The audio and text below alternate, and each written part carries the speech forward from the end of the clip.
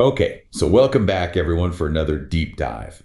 Today we're looking into President-elect Trump's pick to lead the Department of Health and Human Services. And we're talking about none other than Robert F. Kennedy Jr.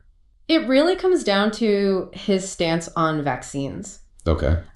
He has a pretty long history of promoting this idea that vaccines are linked to autism possibilities. Okay. He could also put pressure on the FDA to reevaluate the way they approve vaccines, which could potentially delay or even block new vaccines from coming to market. Okay. Now we're seeing how other political figures are starting to react to this news. Yeah. Senator Cornyn, for example, he's playing it pretty neutral, saying that Kennedy deserves a fair hearing like any other nominee. Yeah. But then on the other hand, you've got House Minority Leader Jeffries saying straight up Kennedy is not the right person for this job. Yeah. Acknowledging that Kennedy's stance on vaccines is going to be a big issue during the confirmation hearings.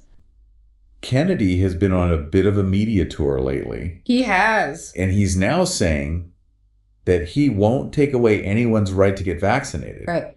But that he will make sure safety studies are available. It's interesting. So what do you think? It's past actions. I mean, he has called for the removal of specific FDA officials, labeling them as puppets of the pharmaceutical industry. Okay. So this softer stance on vaccines could definitely be a strategic move to appease concerns. To get confirmed. Yeah. And a ton of uncertainty around what future health policies might look like.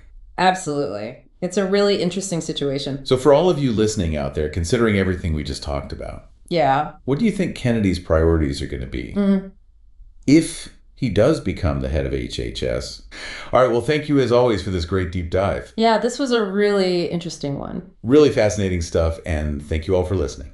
We will see you next time. See you then.